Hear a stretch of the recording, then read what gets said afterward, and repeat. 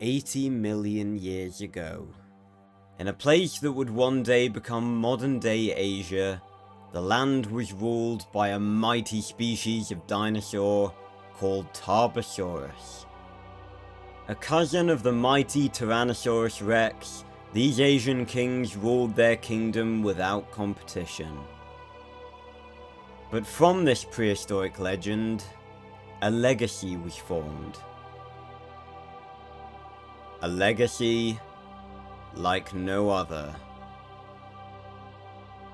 This is the story of a family who through 4 generations went through more pain and torment than any other dinosaurs on the planet.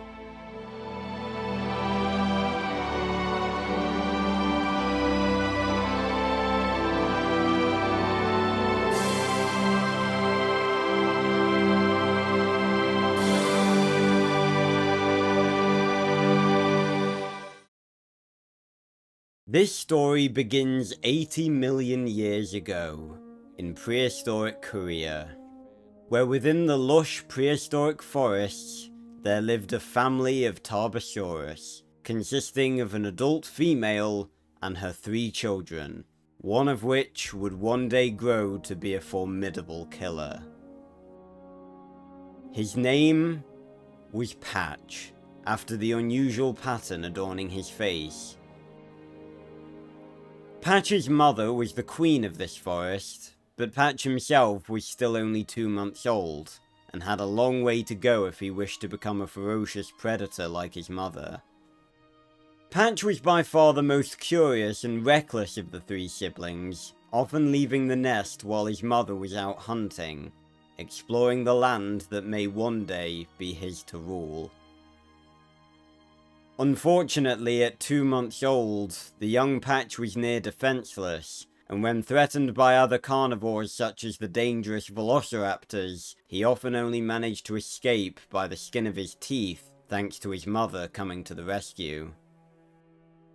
Patch's nest sat on a hill overlooking the primary lake of his mother's territory, providing a secluded and reasonably safe spot for him and his siblings to remain whilst their mother hunted. Whilst one of Patch's brothers shared his playful and confident nature, the other was more cowardly, and was always at the bottom of the pecking order when their mother brought back food, a worrying sign for the young animal. For the first 2 months of their lives, Patch and his siblings lived a relatively carefree life, save from the rare instances when Patch decided to venture from the nest. The 3 of them had little idea of the harsh and dangerous world they had been born into, until the day that danger came to their doorstep. One day, whilst Patch's mother was out hunting, a wandering male Tarbosaurus found its way to the nest. Luckily, this animal was old and weak, and its sense of smell had degraded to the point where it could not smell Patch and his siblings. But having been cornered by the elderly beast, Patch and his brothers could do nothing except call desperately for their mother to come and save them. Fortunately, their mother had been nearby and was able to intervene before her children were hurt by the aging male. After a brief face-off, the older male backed down, realizing it would be no match for Patch's mother in an actual fight.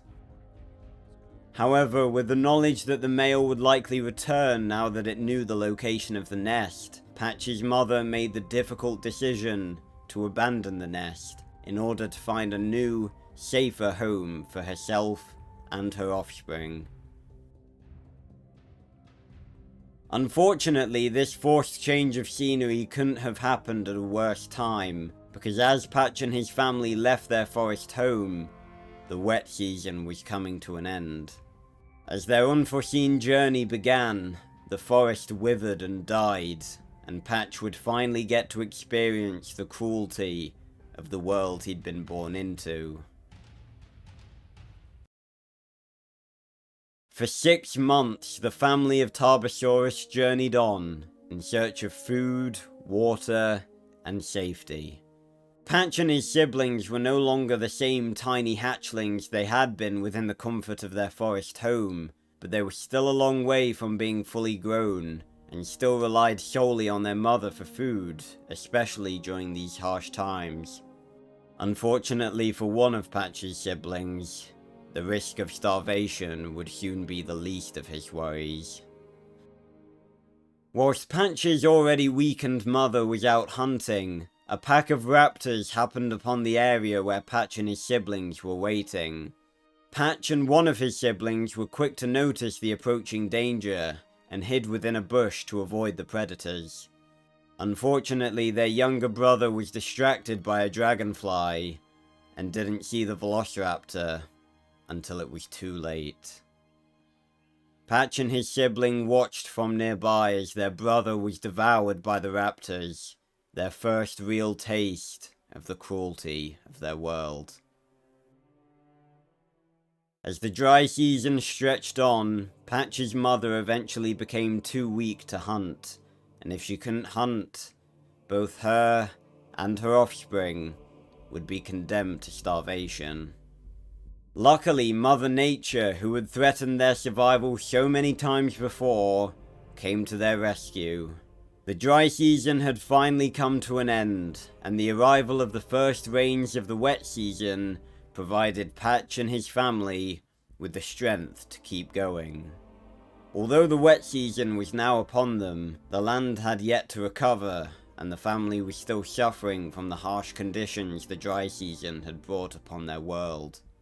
Patch's mother led them to an area she knew from decades of experience to be a good hunting spot, and lo and behold, hope had arrived.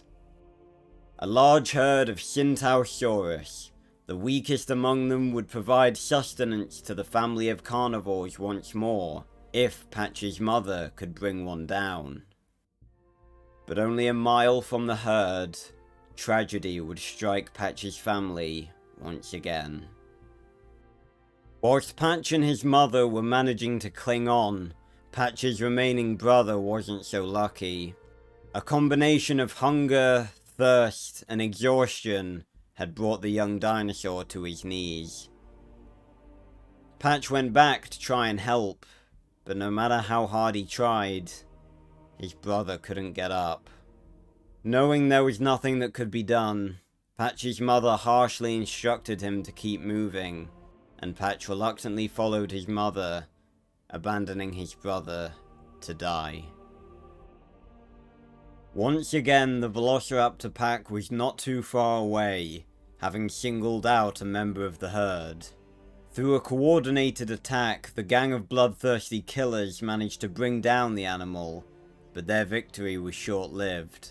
Fueled by the rage of losing another child, Patch's mother refused to back down even for a full pack of raptors, and managed to successfully steal the kill, providing a much-needed meal for both herself and her final child.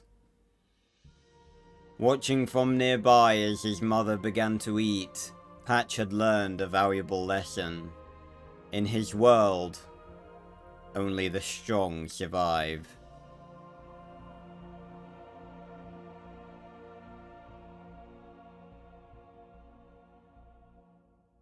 For the next 5 years, Patch and his mother would fight to stay alive in the cruel, prehistoric landscape they called home.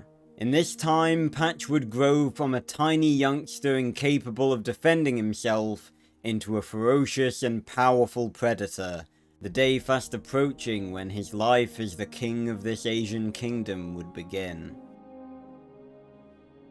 And this day finally arrived when both he and his mother were out hunting one day, and for the first time, Patch took the lead.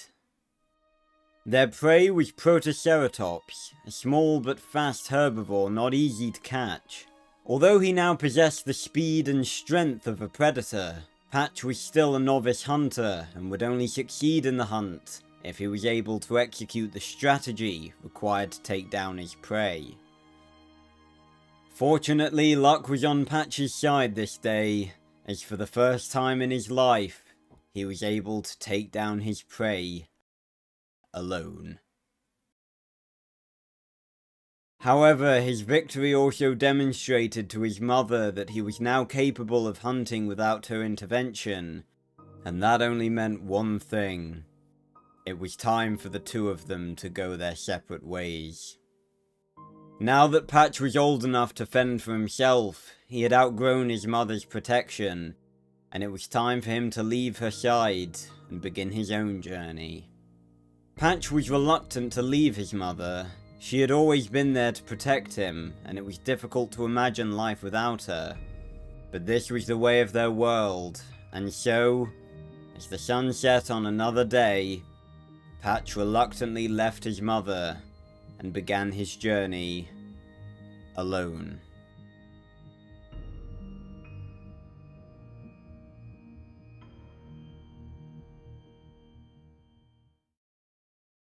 Despite the hardships and dangers of his world, Patch managed to survive on his own, eventually finding a new home.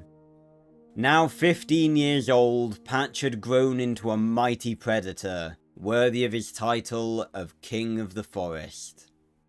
Having claimed this territory for himself, Patch now lived a peaceful life, ruling the forest with no competition. However, this peaceful, easy life would eventually be interrupted by the arrival of the mating season. Having a large territory free from any competitors meant that Patch needed to travel far away from his forest home in order to find a mate. The journey would not be an easy one, as Patch was forced to travel hundreds of kilometers from his home. The biological urge to search also prevented him from feeding or resting, meaning that if he didn't find a mate soon, he would die of starvation.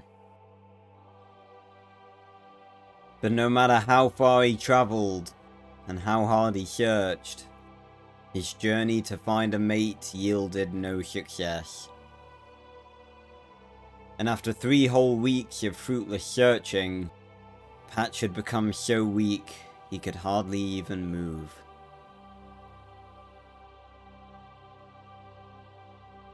But as Patch lay on the brink of death, the lone voice of a female answered his search. Mustering the strength, Patch followed the call, and finally discovered the female he had been searching for.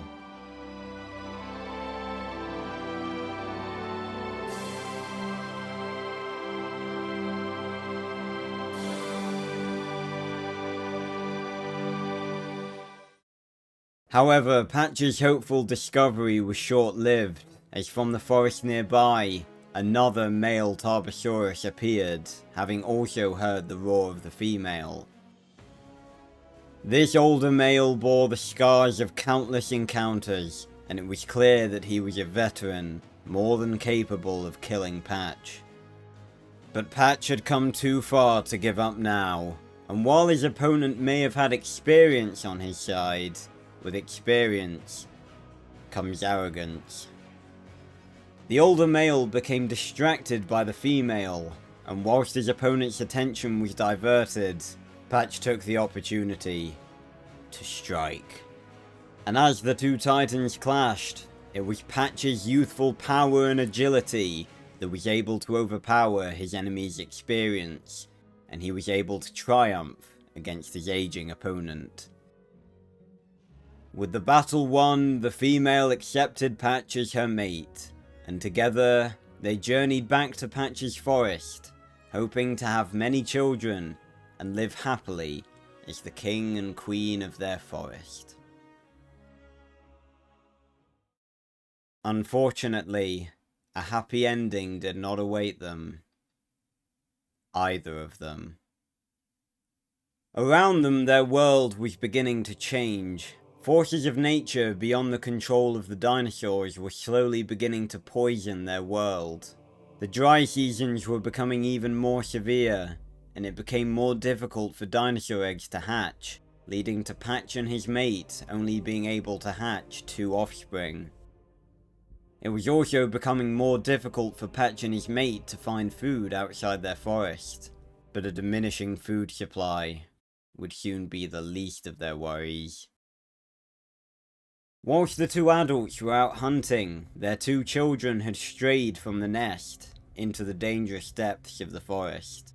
Realizing their mistake, the two children began to cry out for their parents, and Patch and his mate quickly split up in order to find their children. But unfortunately, they were too late. The first of Patch's children was ambushed by a raptor, and Patch arrived just in time to see the second devoured by a towering Therizinosaurus. Usually Patch would have avoided attacking such an enemy, but the rage of losing a child clouded his judgment, and he rushed forward to attack the creature that murdered his child.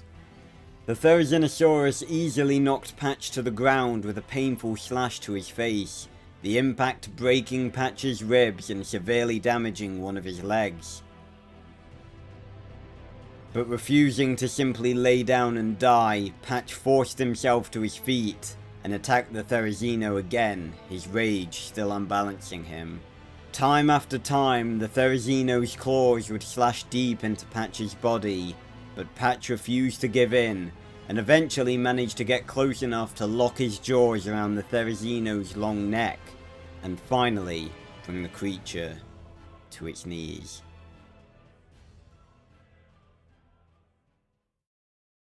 But Patch's victory was completely and utterly hollow.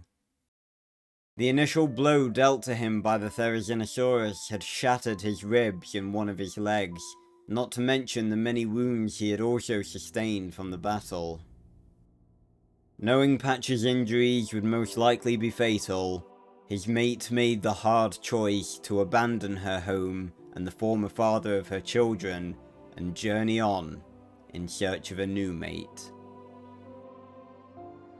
Left alone, defeated and broken, Patch, barely able to stand up, dragged himself to the lake in the center of the forest he once ruled. As the sun set and velociraptors gathered from the smell of blood, Patch gave one final roar.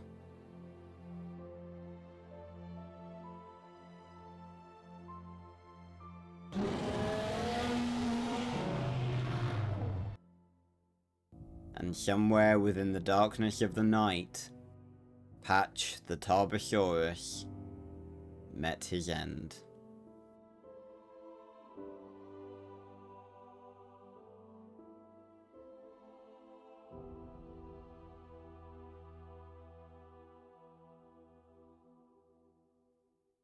Patch's former mate travelled far away from the forest where her and Patch had lived, alone once again with no one to watch her back.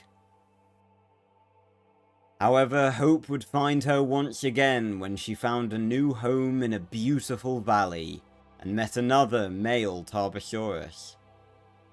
The two of them made their nest atop a cliff with a beautiful view of the entire valley, and ended up mating multiple times. For the next 10 years, the two of them ruled over the forest, and managed to hatch 4 offspring.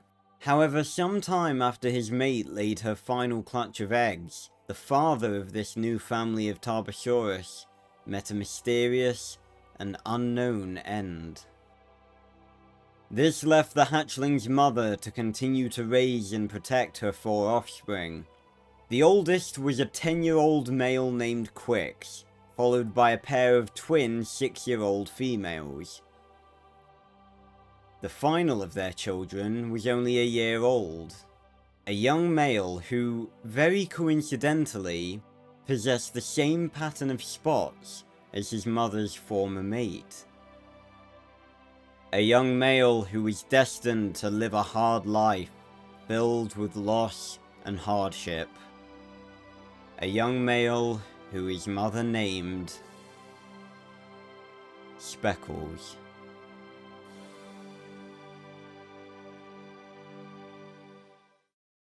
Unlike Patch's mother, Speckles' mother did not force her children to leave her and leave their home, and instead, the mother and her 3 children worked together as an unbeatable team to hunt their prey. With 4 Tarbosaurus hunting as a team, Speckles' family ruled the forest without competition. Speckles himself was eager to join his family in their hunting expeditions, dreaming of being a chaser like his brother, but at only a year old he was little more than a nuisance to his siblings.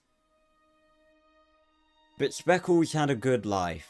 His family were unchallenged by anything in the forest, and even if Speckles himself ever got into trouble, his family were always there to protect him. But all of that would soon change.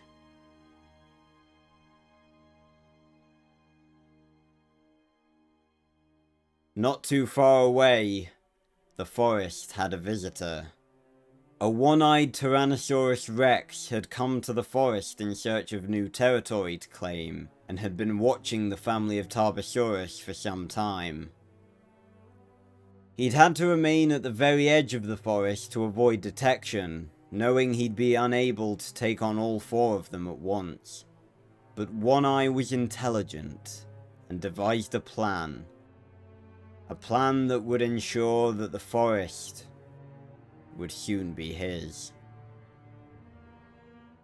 Eventually, Speckles managed to convince his mother to allow him to accompany the family on one of their hunts, and his mother instructed Quick to keep his younger brother safe. With the family taking up their positions, Quick prepared to ambush their prey, but Speckles' enthusiasm got the better of him, and he rushed forward to attack.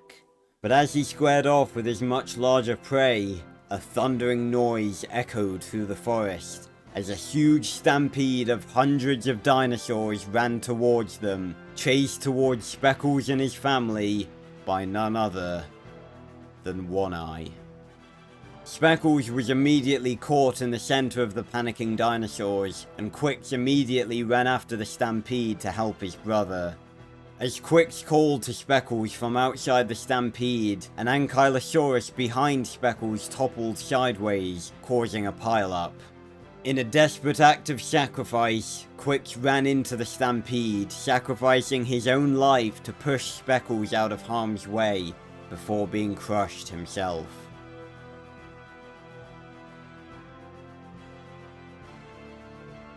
Meanwhile, the twins were cornered at the edge of a cliff by the stampede, with their mother desperately pushing through the herbivores to try and reach her children. But unfortunately, she wasn't quick enough, as a pair of panicking herbivores collided with the twins, sending them toppling over the edge of the cliff. As the stampede finally subsided, Speckles' mother came face to face with One Eye, the monster who had orchestrated the death of her children. And as Speckles watched from nearby, his mother and One Eye engaged in a brutal fight.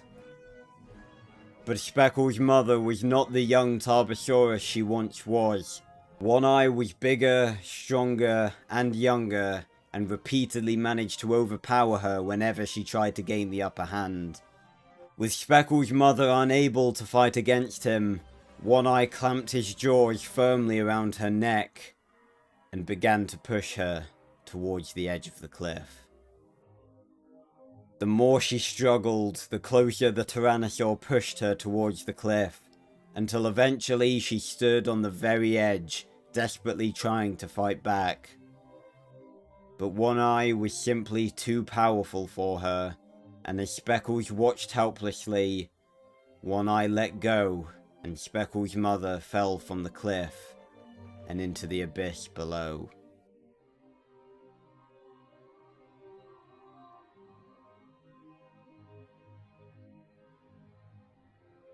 As he watched her body drop away into the darkness, One Eye roared in victory, now the ruler of the forest, and Speckles slipped away, lost and heartbroken.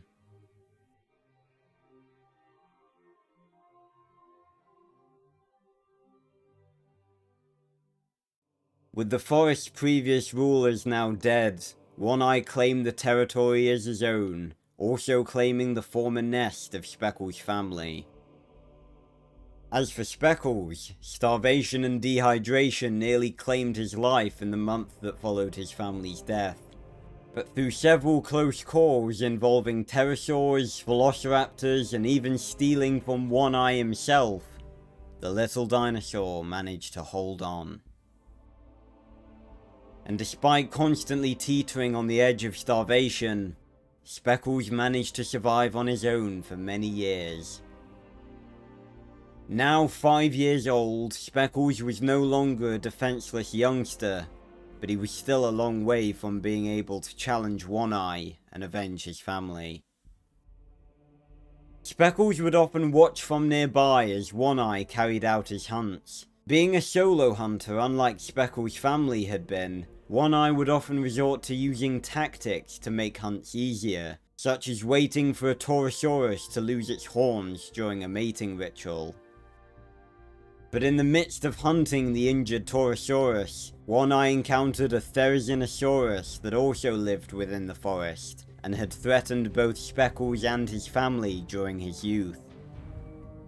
Even One Eye didn't seem to be a match for the Therizino, but One Eye once again proved his intelligence by dodging a slash, causing the Therizino's claws to become stuck within the trunk of a tree, turning a deadly adversary into an easy meal for One Eye.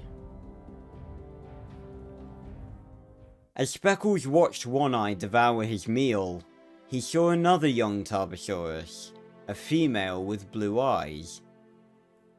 The young dinosaur nervously approached, attempting to feed from One Eye's kill, but One Eye immediately chased the young dinosaur away, allowing Speckles to quickly grab a piece for himself. Retreating to a cave system which had become somewhat of a home to him, Speckles began eating his meal, before realizing that the blue-eyed female had followed him, hoping to share his meal. Whilst initially reluctant to share his food, Speckles saw that the female was in bad shape, severely undernourished with cuts and bruises all along her body. And thus, Speckles took pity and decided to share his meal with her.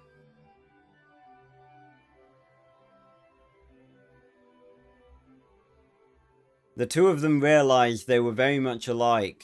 They were young and alone in a cruel world that only wanted to hurt them. And so, the two decided to stick together.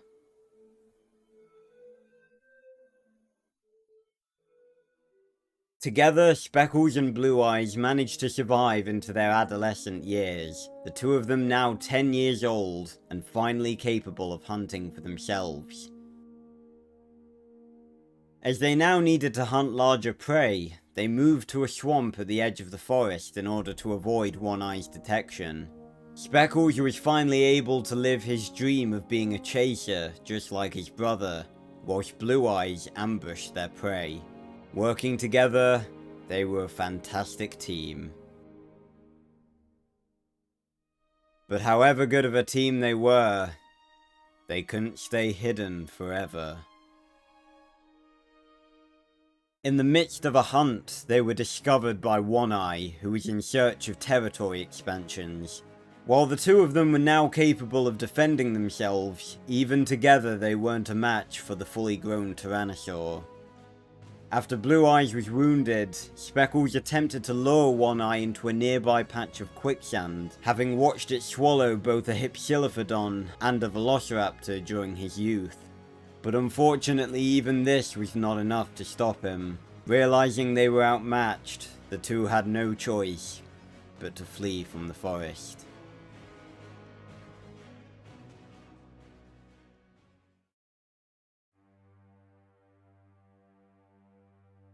With the terror of One Eye threatening their every moment, Speckles and Blue Eyes were forced out into the desert beyond the forest. They were hungry, they were tired, and Blue Eyes was injured.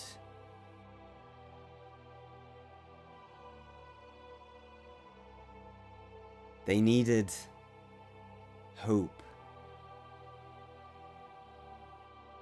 And then, hope came to them. Following a herd of herbivores far beyond the forest, Speckles and Blue Eyes discovered something amazing.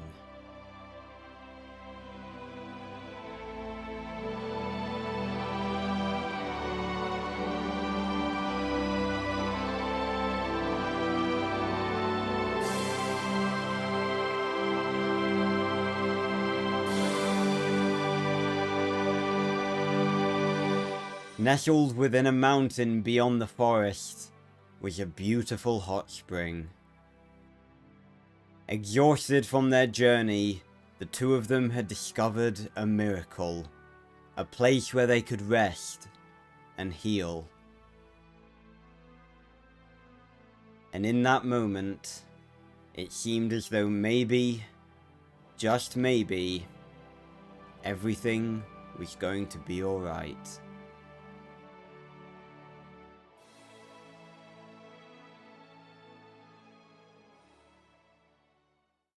After leaving the hot spring, Speckles and Blue Eyes moved to a new forest, far away from One Eye, and spent the next 10 years ruling over their new domain, claiming a new nest at the top of a cliff overlooking a beautiful lake. During this time, the two of them continued to grow closer. They weren't just hunting partners anymore, they were all the other had left. Eventually, they decided to mate, and would be a family as soon as Blue Eyes gave birth to their hatchlings.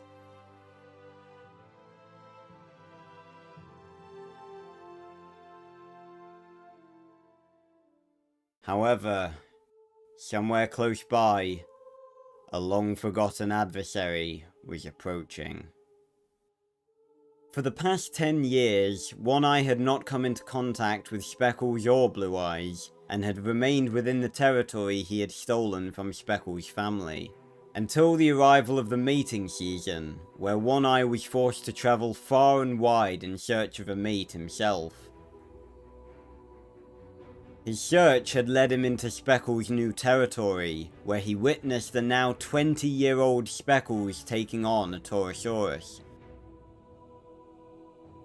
Immediately recognizing Speckles as the 10-year-old adolescent he'd forced from his territory, and the final survivor of the family he'd killed almost 20 years ago, One Eye realized that Speckles was no longer an insignificant hatchling, or a troublesome teenager, but a powerful predator fully capable of holding his own against One Eye. If he wanted to finish the job he'd started 20 years ago, and claim what he'd been searching for, he would need to be smart. After the hunt, Speckles returned to his new nest where Blue Eyes was waiting for him. But as they were feasting, a huge boulder suddenly fell from the cliff, and Speckles quickly knocked Blue Eyes out of harm's way as the boulder collided with him, sending him tumbling off the cliff and into the lake below. With Speckles seemingly taken care of, One Eye approached Blue Eyes, but not to kill her. Tarbosaurus were closely related to T-Rex, and for the desperate and cruel One Eye, that meant that Blue Eyes was good enough for him. He immediately attempted to force himself on her, but Blue Eyes luckily had the strength to fight back, and managed to push him away. Frustrated and enraged, One Eye attacked her, intending to kill her before resuming his search for a mate. But just as he threw her to the ground and prepared to make the killing blow, Speckles returned, covered in water, but very much alive, and the two of them faced each other, on even terms for the very first time. And yet the deep-rooted fear of his family's killer still remained, causing Speckles to hesitate and allowing One Eye to get the upper hand. But as One Eye held Speckles in his jaws, and Speckles helplessly watched Blue Eyes on the ground, his entire life flashed before his eyes. A life that had been tormented by the same tyrannosaur that now had its jaws around his neck for almost 20 years. The same tyrannosaur that stole his old family away from him, and was now trying to steal any chance of a new one. And this time, Speckles wouldn't let him. Speckles burst into a fit of vengeful rage, one that the aging One-Eye was completely unprepared for. Knocking him to the ground, Speckles roared defiantly at his nemesis, and for the first time in 20 years, One-Eye was bested.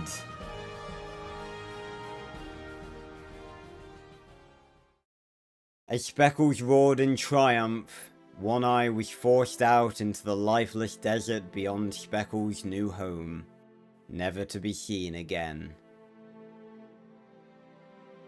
With One-Eye finally defeated, Speckles and Blue Eyes returned to their original forest, and Speckles was finally able to reclaim his family's nest. It had taken 19 long years, but the forest finally belonged to Speckles once again. Blue Eyes soon laid a clutch of eggs, and for an entire month stood guard without moving. But eventually, 2 tiny Tarbosaurus hatchlings appeared from the eggs, the only surviving hatchlings from the entire clutch. The culprit for the loss of most of the hatchlings was the ever-increasing toxicity of Speckles' world, which was destroying the eggs before they even had a chance to hatch. But as Speckles and Blue Eyes tended to their 2 new children, Speckles heard a sound from the nest, where a 3rd egg, hidden amongst the broken shells and completely intact, began to hatch. And Speckles watched in amazement as a face covered in spots just like him pushed through the eggshell. A son he named Speckles Jr.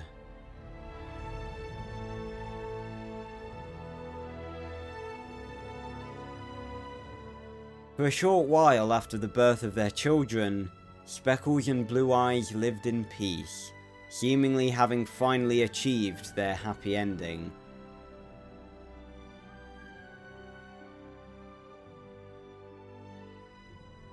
But this happy ending was about to be brutally shattered forever. One afternoon, Speckles and Blue Eyes were resting in the midday sun whilst their children played nearby, when suddenly the ground began to shake, and at the edge of the forest, a volcano exploded in a shower of ash and fire. A huge cloud of ash blotted out the sun, and fireballs rained down from above, setting Speckles' precious forest ablaze. As the ash and fire grew ever closer, Speckles was once again forced to abandon his family's nest, and this time, he wasn't coming back. As the 5 of them fled through the cave that led down from the mountain nest, the walls around them began to collapse, and before either Speckles or Blue Eyes could do anything, one of their hatchlings was crushed by a falling rock. The 4 of them had no choice but to continue their escape, but as Junior followed his father, another collapse of rocks blocked his path, with the boulder threatening to fall on him as well. Refusing to watch another one of her children die, Blue Eyes lunged forward, knocking Junior out of harm's way as the boulder fell on her instead, severely damaging her leg. Luckily, she was able to get up again, and the 4 of them made their escape from the cave.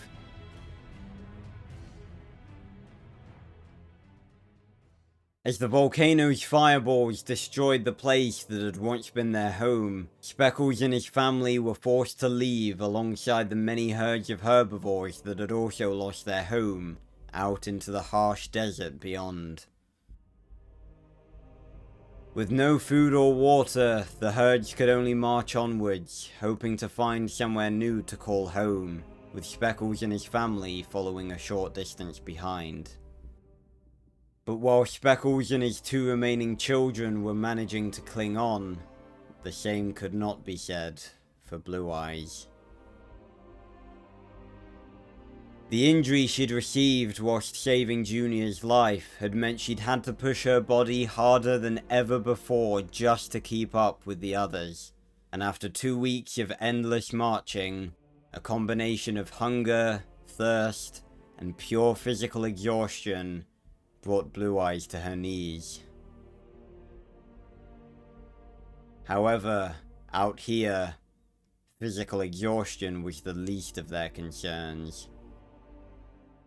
Huge numbers of velociraptors had followed the herds from the forest, waiting patiently for any weakened dinosaurs to fall. Blue Eyes knew this was not a good place to collapse, but no matter how hard she tried, she just couldn't get up again. And it didn't take long for the velociraptors to notice the weakened Tarbosaurus.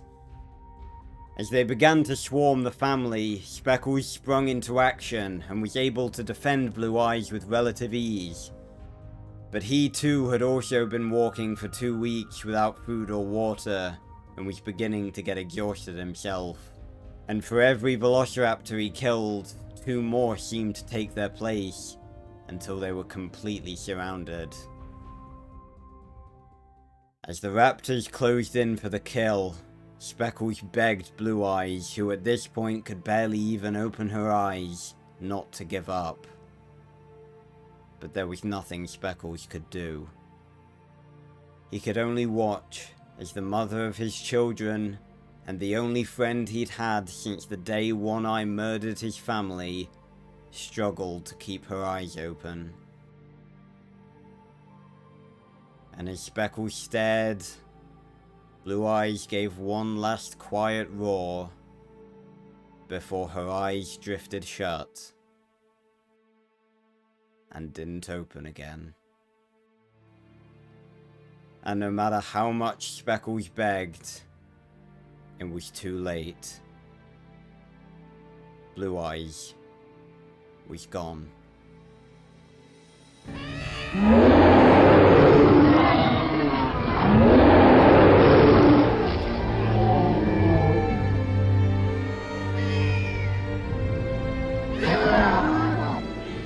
And as the raptors moved closer, Speckles had a choice. Stay here and die alongside her, or run and leave her behind.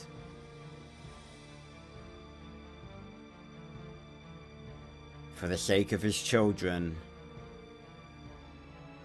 Speckles ran. As the 3 of them made a desperate sprint for the safety of the herd, velociraptors swarmed them from all sides. But after losing Blue Eyes, Speckles wouldn't let anything hurt his family, and ruthlessly slaughtered any raptor who dared to come near them. The further they ran, the more raptors attacked, but Speckles wouldn't let even one of them get close to his children. And as they neared the herd, the raptors began to slow down, until they were eventually forced to give up.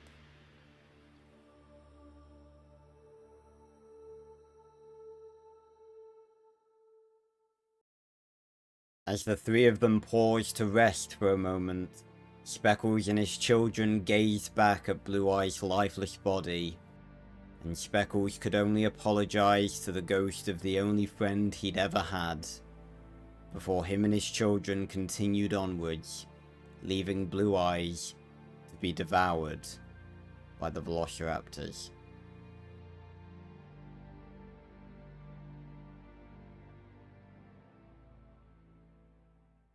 Speckles and his children continued on through the desert for another 2 weeks, starved, exhausted, and on the brink of death itself. But as they marched onwards, the herds let out a cry of joy. They had finally reached the ocean, and along the coastline, on the far horizon, Speckles and his children saw a lush, green forest. After an entire month of endless, hopeless marching, a new home was finally within their reach.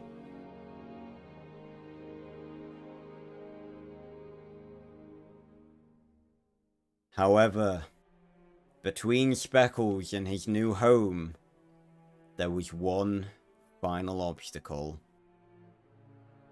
Because after all this time, Hundreds of miles from the forest where they first met, fate had brought an old enemy back to Speckles for one final battle. One Eye was back.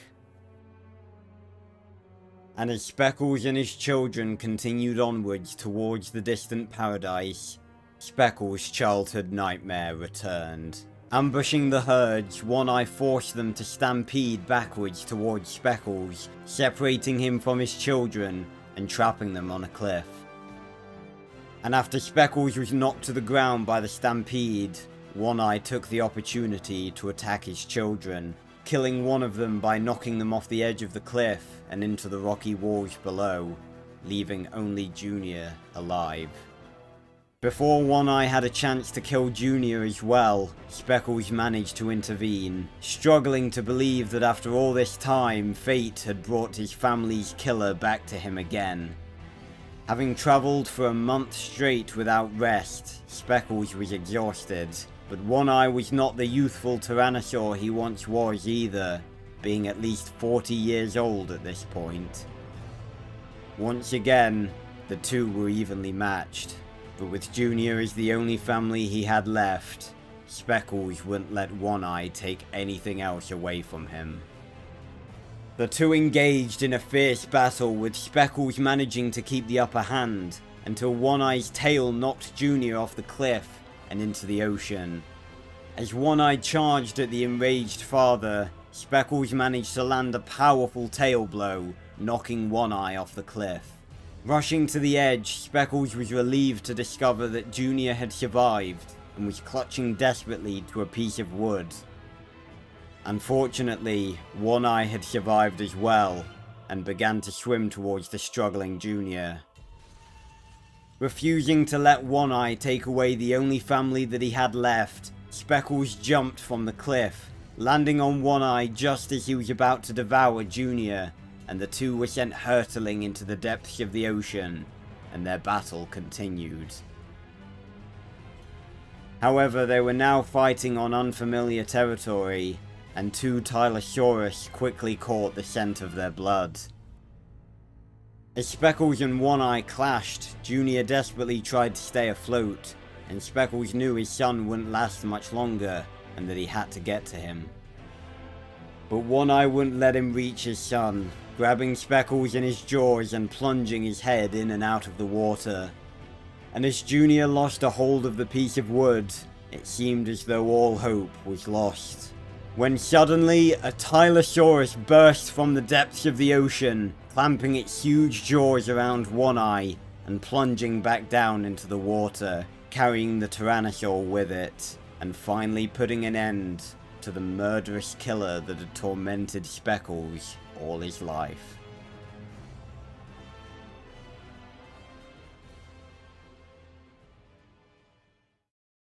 With One Eye finally dead, Speckles swam desperately towards Junior. But Speckles was completely exhausted. His body was being pushed to its absolute limit, having clashed with One Eye on land and in water, even after travelling for a month without food, water, or rest. He simply had no energy left to give, and as he watched Junior struggle to stay above the water, his legs gave out, and he began to sink, the cold water dragging him down to a watery grave just like One Eye. But as it did, as the cold water enveloped his body, a single noise drifted down through the depths, and Speckles heard it. His son's voice reignited the fire of determination within him, and Speckles refused to lie in the water and die whilst his only remaining family cried out to him for help. He swam to the surface and caught Junior in his jaws, before turning back towards the shoreline, determined to get there. But the motivation to save his son could only fight his overwhelming exhaustion for so long, and as Speckles gazed towards the distant paradise, His eyes slid shut.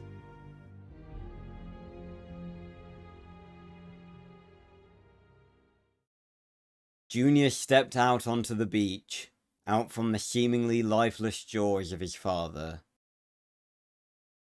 The young dinosaur cried for his father to get up, but no matter how much he cried, there was no sign of life from the adult Tarbosaurus.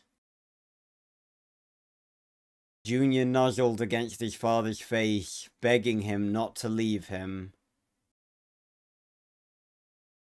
And after all of that, after a lifetime of pain and suffering, of losing those he cared about over and over, after being put through more torment in 20 years than most dinosaur families would endure over several generations, Speckles the Tarbosaurus opened his eyes.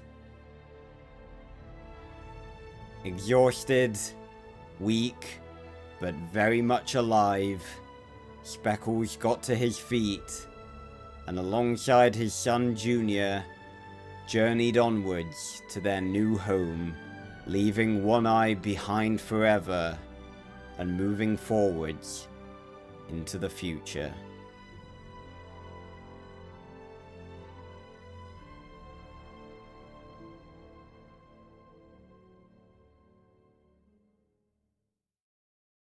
The new forest was everything they'd dreamed of.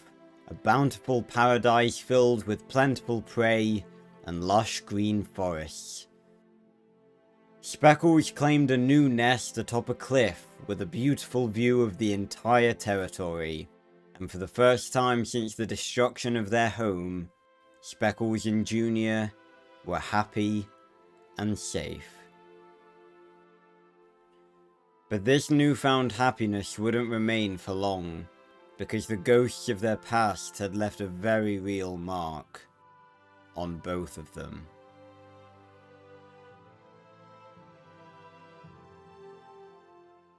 For the next year, Speckles and Junior remained safe in their new paradise. With no other predators present in the region to challenge Speckles, he ruled the land without competition.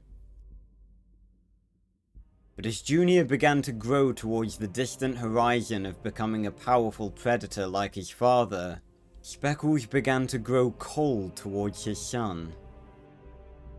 He began pushing him harder than any young dinosaur should be pushed, and the more Speckles pushed, the more afraid Junior grew. One morning, Speckles took Junior for his first hunt, chasing a group of Protoceratops towards the young dinosaur, encouraging him to attack them. But Junior hesitated, and his hesitation caused the Protoceratops to run right into him, knocking him to the side.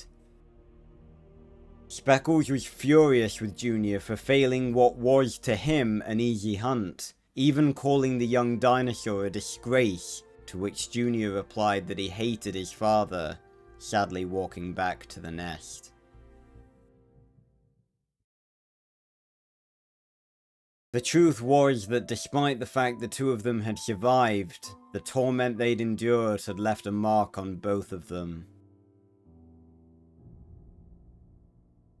Junior's narrow escape from drowning in the ocean had left him with an intense fear of water, and even after all this time, he still had nightmares about that day, crying out for Speckles to save him.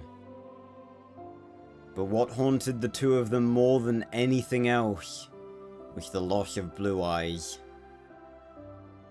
Junior missed the comfort his mother would bring him, and standing beside his mother's body and desperately begging her to get up back in the desert was something that still haunted him, even now. Speckles too was tortured by the loss of his mate, and as he stared at his own reflection, he could almost see Blue Eyes looking back at him. He confessed to her that he didn't know how to raise Junior, and that he couldn't help being hard on him. The hardships that Speckles had endured had meant that he was always too preoccupied with trying to keep his family alive, and he had no idea how to be a father. And it wasn't just the loss of Blue Eyes that drove Speckles to this harsh treatment of his son. The loss of his original family and the hardships he'd been forced to endure in his youth meant that Speckles saw this harsh training as the only option. Deep inside, he feared that what happened to his own mother and to Blue Eyes would eventually happen to him, and he wanted Junior to be ready should the day ever come where Speckles wasn't around to protect him.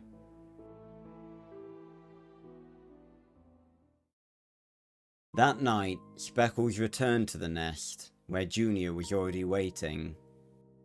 As a meteor fell from the sky, Speckles told Junior that their world was changing, and that soon they might have to find a new place to live. Junior claimed he wanted to stay here, and didn't want to move again after the torment they both endured. Speckles then told his son that while their world was indeed a dangerous place, it was also full of amazing things, and that if Junior remained hidden, he would miss out on all of the good things their world had to offer. Junior was still uncertain, but Speckles promised him that no matter what happened, he would always be there to protect him. The next morning, Junior left the nest early, determined to make a kill on his own, but was suddenly ambushed by a group of Deinonychus. Unable to defend himself, Junior cried for his father to come and help, and Speckles immediately heard the cry of his son, rushing to the rescue as the Raptors began to make off with Junior. Speckles chased them to the boundary of his territory, but two of the Raptors turned back to block him as they crossed the narrow stone bridge. And despite Speckles fighting them off with ease, one of the Raptors managed to grab his foot, and he was pulled off the bridge and into the river below.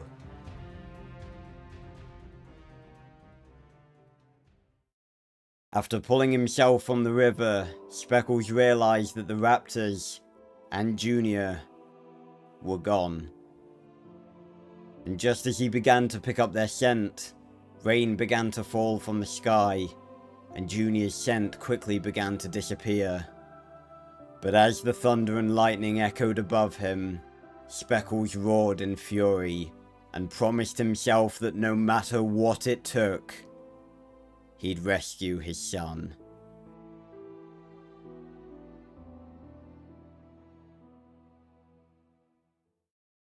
Junior awoke within a huge desert crater surrounded by hundreds of other young dinosaurs.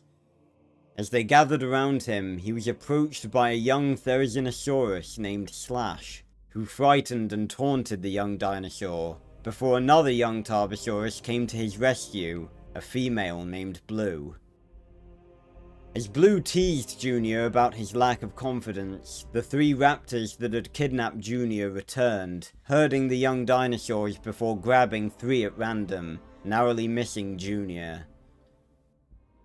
Blue told him that whenever the raptors took any dinosaurs from the compound, they were never seen again, and advised him to keep a low profile from now on. Far away, Speckles had travelled for miles, desperately trying to follow the same direction the Raptors had taken Junior. But eventually, exhausted from lack of food and water, he collapsed. As he lay there trying to regain his strength, a Cychania named Cy happened upon him and attempted to attack him. But after stumbling down a hill, he was left stuck helpless on his back, completely at Speckles' mercy. When Speckles questioned why the foolish herbivore would choose to attack him, Cy explained that he believed Speckles to be the one who killed his best friend Daisy, as his scent was similar to the raptors that took her. After smelling Speckles more closely, Cy revealed that he'd caught the same scent alongside the scent of the raptors, and Speckles realized that Cy was still able to smell Junior's scent. He asked the herbivore to help him find his son, and promised revenge for the death of his friend, and Cy reluctantly agreed, with the two of them journeying on in search of Junior and the Raptors. Back at the compound, Junior found shelter within a cave that served as the Raptor's toilet, where he also met a young monoclonius named Dusty, who told him that the Raptors wouldn't come here due to the smell. The two of them were then interrupted by Blue, who continued to tease Junior, as well as reaffirming that it was impossible to escape the compound alive. But Junior had hope, and remembering the insurmountable odds his father had overcome in order to save him during his youth, believed with all his heart that Speckles was coming to save him.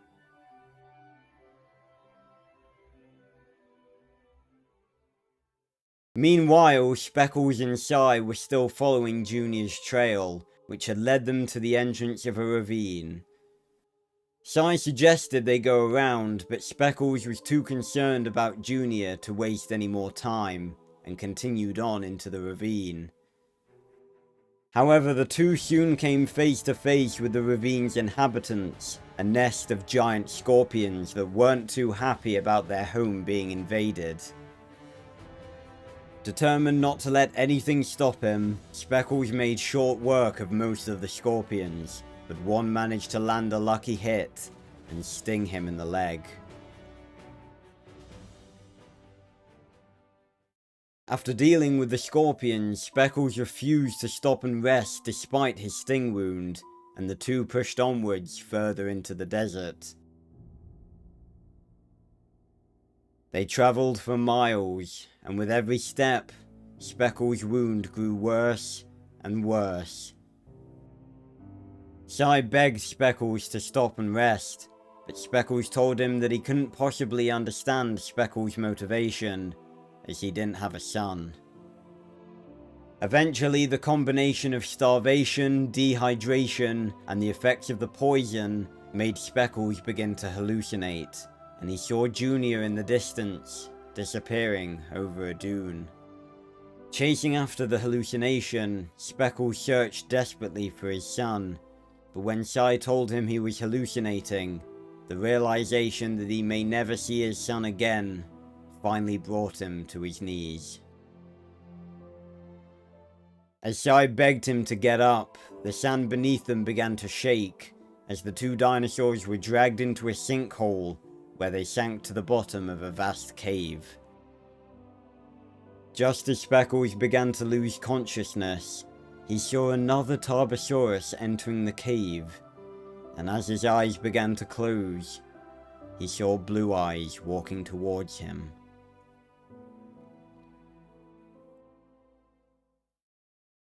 Back at the compound, the Raptors had brought food for the young dinosaurs, who fought amongst themselves for the scraps the Raptors had brought them. Blue and Junior managed to grab some food from the others, but Dusty unfortunately wasn't so lucky. After all the food was gone, and Dusty lay in the cave, hungry and tired, Junior approached her with some food he'd managed to save. And the two of them ate together, just as Speckles and Blue Eyes had done so many years ago in the forest.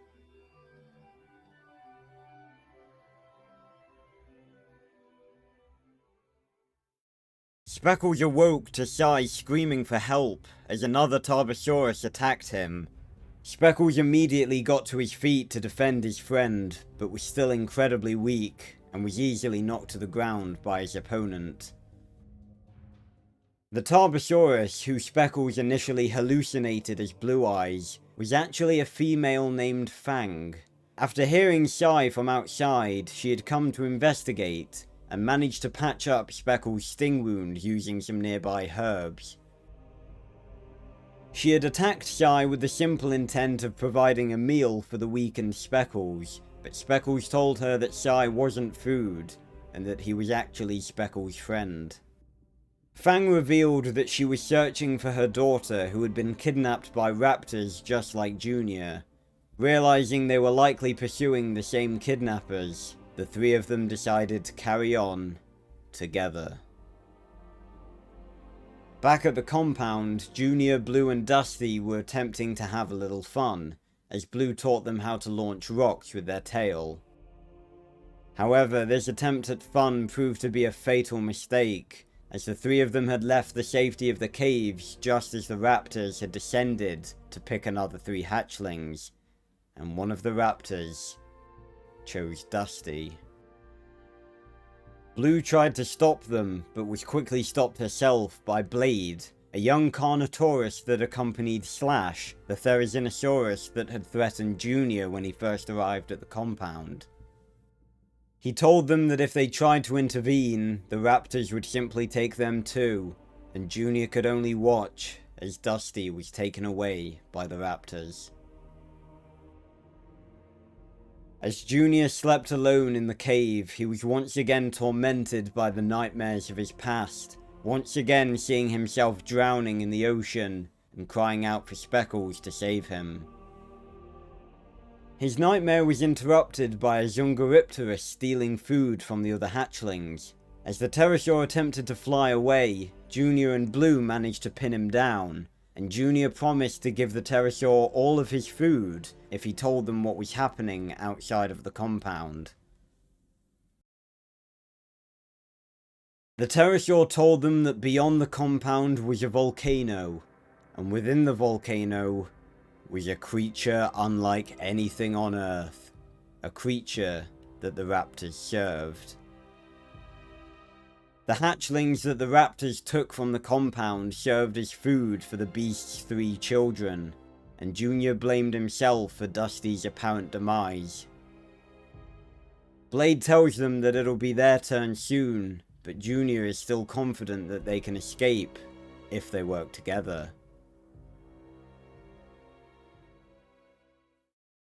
Far away, Speckles, Fang and Cy continued onwards together, following the scent of the raptors. They eventually found an oasis filled with Mamenchisaurus, which they quickly realized were having their eggs stolen by a pack of Carnotaurus. Fang immediately wanted to help them, but Speckles tried to stop her, claiming that their children needed them and that they couldn't afford to waste time. Fang, however, wouldn't listen and charged in to fight off the Carnos head-on. Despite being larger and more powerful, Fang was quickly outnumbered and overwhelmed by the Carnos, and was brought to her knees. With the memories of Blue Eye's death resurfacing in his mind, and refusing to watch another Tarbosaurus die, Speckles immediately charged in to help her, and the 3 of them fought the pack together, until the Carno's leader challenged Speckles and Speckles alone to a fight. But it's not only an adult Tarbosaurus that was bigger and stronger than the Carno, but as a fearsome hunter who'd triumphed against much worse, a single Carnotaurus was no match for Speckles. As Speckles bared his teeth, the Carno begged for mercy, and Speckles reluctantly gave it to him, as the rest of the Carnotaurus left in defeat. Meanwhile, Junior, Blue and Blade were planning to escape. The pterosaur had told them that at the foot of the volcano was a river, and Blue suggested that they use it to swim home. But although Speckles had once told him that a river would always be able to lead him home, Junior was still afraid, as the memories of his near-death experience in the ocean still haunted him. That night, whilst Junior distracted them, Blue and Blade managed to knock out the 3 guards on watch, but when they tried to escape, they discovered that Slash had betrayed them and had tipped off the lead raptors who were waiting for them. Whilst Blade managed to hide, Junior and Blue were recaptured and thrown into a cave, ready to be fed to the beast's children the next morning.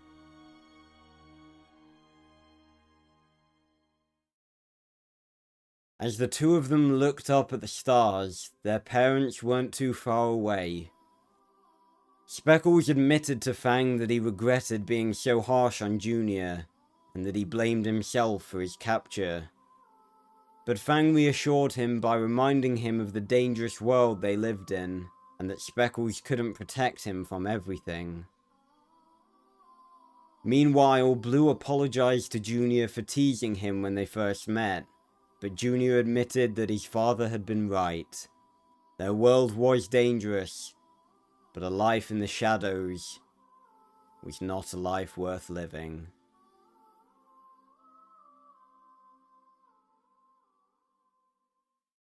The next morning, Speckles, Fang and Cy were finally drawing close to the compound when Cy caught the scent of the raptors close by. The trio ambushed them, managing to capture one of the raptors who told them the route to the compound. But as they followed the route through a canyon, the nearby volcano began to grow more unstable, triggering an earthquake within the canyon, and the trio soon found their way blocked by a pile of boulders. Luckily, the Momenchisaurus herd that they'd assisted in the desert were travelling nearby, and after hearing their cries for help, they came to clear the way, and the compound was finally in their sights. Between the trio and the compound, an army of raptors stood ready to attack. But after travelling for so many miles and enduring countless hardships, Speckles wasn't about to let anything else get in between him and his son. And with Fang and Cy by his side, Speckles charged through the horde, killing any raptor that got in his way. As every raptor in the compound tried to stop them, Blade returned to the other hatchlings and led them out of the compound, before going back for Junior and Blue. As the volcano began to erupt, and the three made their way towards the river, they were stopped once again by Slash and the remaining lead raptors, with Blade initially choosing to stay behind and face them alone. But Junior and Blue refused to leave their friend behind, and working together, they managed to knock the three of them off a ledge and into the lava below. Continuing on, they finally reached the edge of the river. Gazing into the rushing water below, Junior was once again confronted with the ghosts of his past, remembering the helpless feeling of almost drowning in the ocean.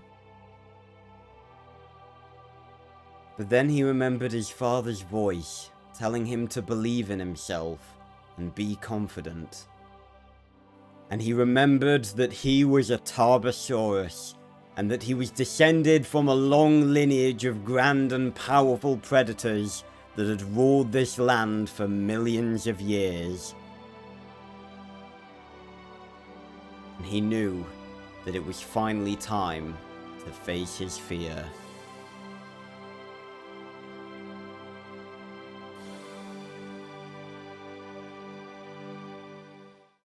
The three of them jumped into the river, which led them underwater into a large cave within the volcano, where they discovered that Dusty had survived.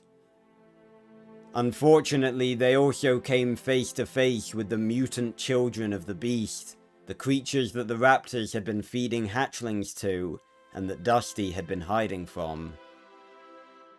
But the four of them were saved by the arrival of Speckles and Fang, who had managed to follow the youngsters into the cave, and at long last, mother and daughter, and father and son were reunited.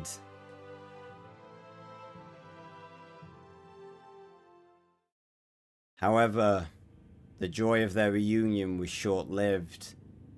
Thundering footsteps echoed through the cave, and the group finally came face to face with the monster of Fire Mountain. A towering, monstrous creature over 5 times the size of Speckles and Fang. And having heard the cries of its children, the monster was angry. Fang ordered Cy to take the children away to safety whilst her and Speckles did battle with the monster. But despite both of them being fully grown Tarbosaurus, the best they could do against such a huge adversary was slow it down. When Junior and the others attempted to help Speckles and Fang by hurling rocks at the beast, it began to chase them down a part of the cave that was too narrow to support it, and the cave ceiling began to come apart. As the cave collapsed around them, the monster chased relentlessly after Junior in particular, and Speckles tried desperately to keep his son out of the monster's grasp. But as the beast was finally buried by the cave-in, it took one last swipe at Junior, sending him flying through the air before his small body smashed to the ground. Speckles immediately rushed to Junior's side and quickly realized that he wasn't breathing. Speckles nuzzled against him again and again, begging him to wake up. But when his son didn't even move, he began to fear that he may have lost him forever. As lava began to seep from the walls, Speckles apologized to Junior for judging him. And just like Junior had done on that beach so long ago, Speckles begged him not to leave him alone after everything they'd been through together.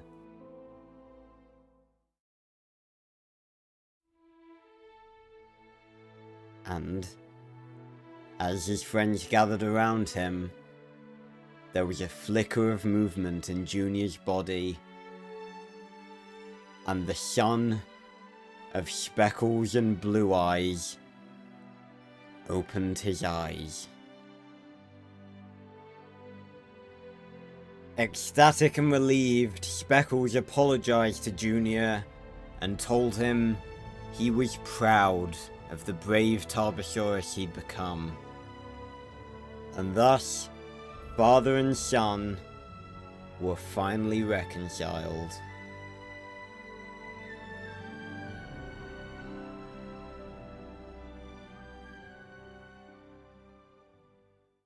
However, their reconciliation was cut short, as the lava was now approaching them at a dangerous rate.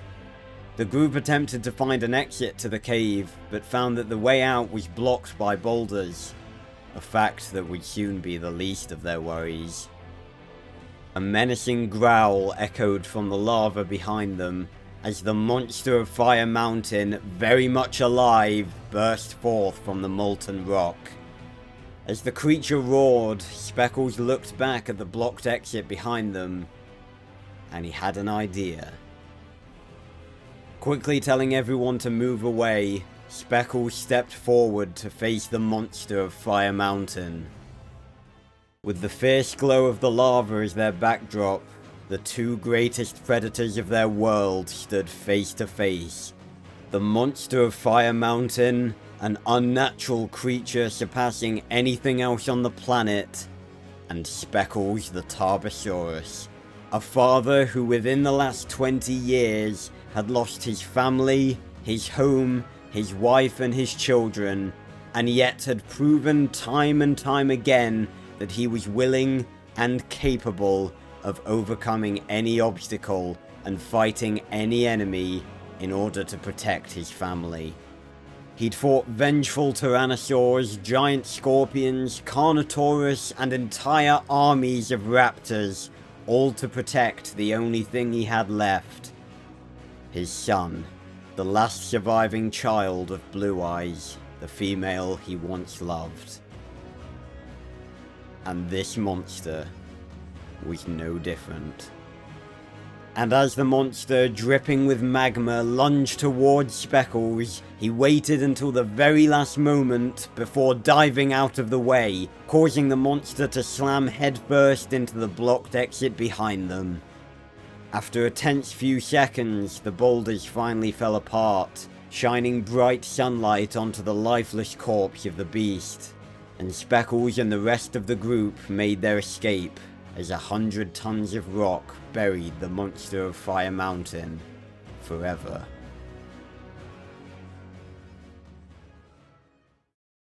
They emerged from the depths of the volcano into a beautiful green paradise, a new home for all of them.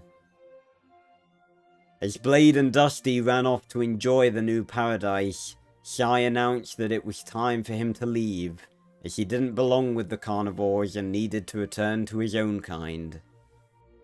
Speckles thanked him, telling Cy that he wouldn't have been able to find Junior without him, and the Cychania bid farewell to the Tarbosaurs, leaving Speckles, Junior, and their new family to travel onwards to their new home. Because despite the odds, Speckles and Junior had survived. All the way from Speckles' original homeland, across deserts and oceans to this new paradise, they'd taken on insurmountable odds, and they'd come out on top. They'd taken on vengeful tyrannosaurs, hordes of raptors, and a beast unlike anything on Earth, and the two of them were alive and well. And as Speckles and Junior journeyed onwards, Speckles had a wish. That the place he reached with his son would be thick with green leaves, and that only happy stories would continue.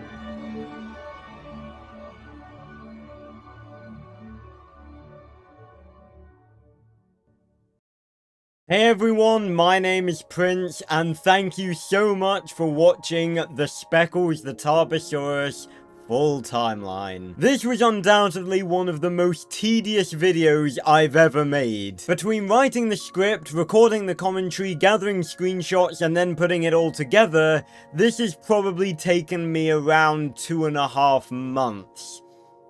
Give or take. But after all this time, it's finally done, and it turned out better than I could have ever imagined. First off, I'd like to give a massive thank you to my good friend Owen for providing me with the music used in this timeline. If you want to know what music was used in certain parts, then feel free to drop a comment and I'll gladly tell you guys. But thank you so much, Owen. I could not have made this timeline video without you, because the music you provided with me was perfect for the video. And second off, I'd like to actually finally reveal myself, in that, no, it is not a coincidence that both of the channels that have done something Speckles related on YouTube both have casual in their name. Yes, I am Casual Productions, the guy that uploaded the first English Speckles 2 clips onto YouTube that now have millions of views. Yeah. That was me. It's nice to finally be able to reveal myself to you guys after all this time, because I know that probably quite a lot of you will have watched those videos. So, yeah, hi, I'm the one behind Casual Productions. It's good to see you guys. And it's good to be able to finally thank you guys in person for the millions of views that those videos got. Obviously, I wasn't able to monetize those clips because they're just movie clips and, you know, they're copyrighted. But I could not have imagined that those videos would get the millions of views that they have. I had no idea that so many people were interested in Speckles just like I was, and it was an honor and a privilege to bring those clips to YouTube for the first time. So, yeah, you're welcome. And of course, it was a great joy and a privilege to make this video as well, tying together all the different parts of the Speckles timeline into one consistent video. But now you're here, I really hope that you'll subscribe to this channel, as this is my main channel that I basically spend all of my time on. And if you like Speckles as much as I do, then do not fear, because this timeline will not be the last video I do on the Speckles universe. I've got a bunch of videos planned for it, like theory videos talking about the origin of the monster of Fire Mountain and the identity of Speckles' father, as well as videos where I go back and re-watch the 3 films of the Speckles timeline and give my thoughts on them. And let's just say that I've got some choice words to say about Speckles too. as I'm sure we all do. And on top of that, I would also recommend you check out my channel, because Speckles is not actually the only obscure franchise I cover on this channel. Over the past year or so, I've come to be known as the Prince of Obscurities, as I've been covering a lot of franchises that a lot of people have seemingly forgotten about. And this includes a lot of stuff that I guarantee you at least some of you have seen in your childhood and have forgotten about, but were very fond of back in the day. For example, some of these include Max Steel, Dinotopia, Dinosaur King, Primeval, The Legend of Spyro, and many, many more. So if you're looking for someone who covers the obscure stuff you were into as a kid, but the world has seemingly forgotten about, then I'm your guy. And on top of that, I also play a lot of games, both in videos and in streaming. I stream 4 times a week, and I also do short films occasionally. So there really is something for everyone on my channel, and I guarantee you that if you subscribe and check out my other content, that you will not be disappointed. Now, Casual Production showed me that there were clearly a lot more people interested in Speckles than I originally thought. And given that I think it's another one of those underrated gems that I'm now covering on my channel,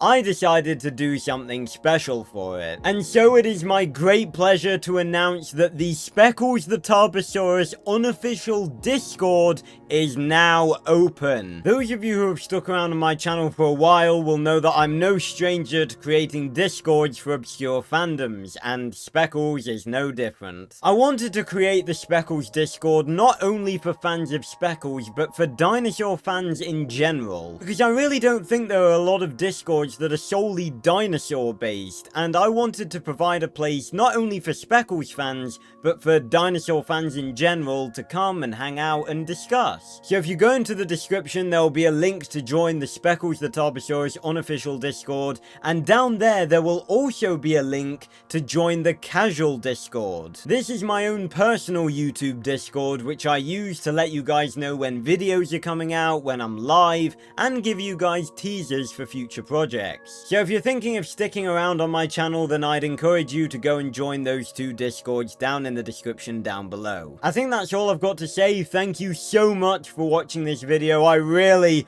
put a lot of effort into this one, so I really hope you did enjoy, and look forward to seeing more Speckles content and more content of other things very, very soon.